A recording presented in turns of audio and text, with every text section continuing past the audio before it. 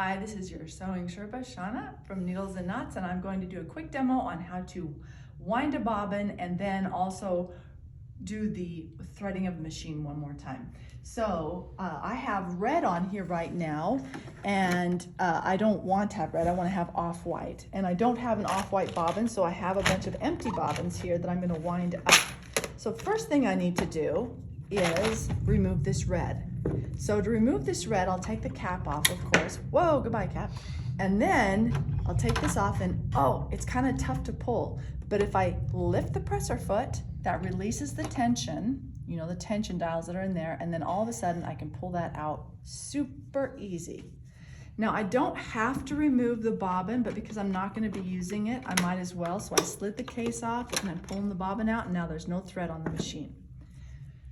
I'm going to put this back on, and then unfortunately my has gone, and I'll do this without it, but usually you want to have your cap on, but I'll be careful and not let this fly off. So at the top of my machine, you'll see there's a little dot to dot line here. Oftentimes newer sewing machines will have a diagram of how to wind a bobbin. The solid line will be for threading your machine. The dot to dot will be for winding your bobbin. So I see the picture of this that looks like that. I'm going to go through that. Then it looks like I go around this, because that picture looks like that.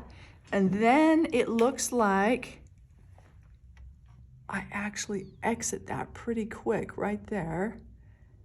And I'm going up to this little thing, which looks like this little thing. And I'm going to go around here. And right here, this is the tension area for your bobbin. So you want to go make sure you're in between these two little metal pieces. That's what holds it in place. And then I'm going to go straight over to the bobbin area. So on this machine, it shows, I have a picture over here of how it goes on the bobbin, dot to dot, 2, 3. So I'm going to drop my bobbin on there. I'm actually going to put it over here against the bobbin stop. I'm going to wrap it around this, and then there's a little thing here. Not all machines have this little razor that holds it on, but this one does. Now, as soon as I pop this over, what happened is it turned all of the machine off except for this area. So if I step on the foot control,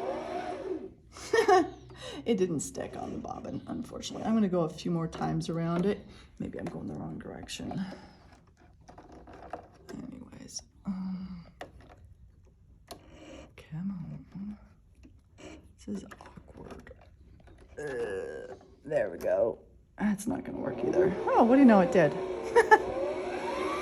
And you'll see it's filling it up. And I can step on the presser foot as much as I want. The needle's not going up and down. Nothing's happening over here. It's just winding the bobbin. Now, it should fill this bobbin until it hits the stop. The stop keeps it from turning. So I'm just to prove my point, I'm going to fill this up.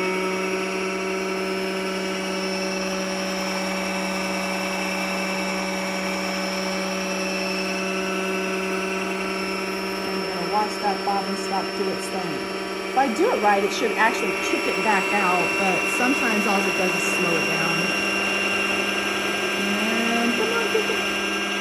Oh, it slowed it down. So that's the stop, and it keeps it from overfilling. Tip it back over, lift this up, and release the bobbin from the spool, usually with nippers. And that's how you wind up a bobbin. And I have this little tail from where I started, and you actually want to make sure that you remove that tail, because that tail will get caught up in the machine while you're sewing and it'll cause you some problems. Okay, and since I don't have shears, I'm gonna just do it with I'm gonna pretend like I'm doing it with this. There we go. Now I'm gonna drop this in here. Now remember, if I drop my bobbin in and I pull the tail on these top loaders, it should go counterclockwise. That's spinning clockwise. So I'm going to take it out, flip it over. Okay, there we go, counterclockwise. I'm going to go into this tension area here, across the top, let that razor cut it off. Slide this on,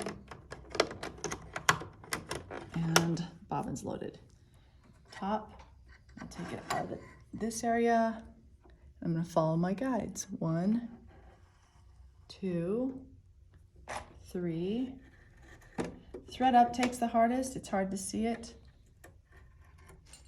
It's hidden back there. 4, 5, and then the 6th is that thread guide. And now I'm going to do my automatic needle threader where I come down, and actually the foot's in my way, so I'm going to drop it.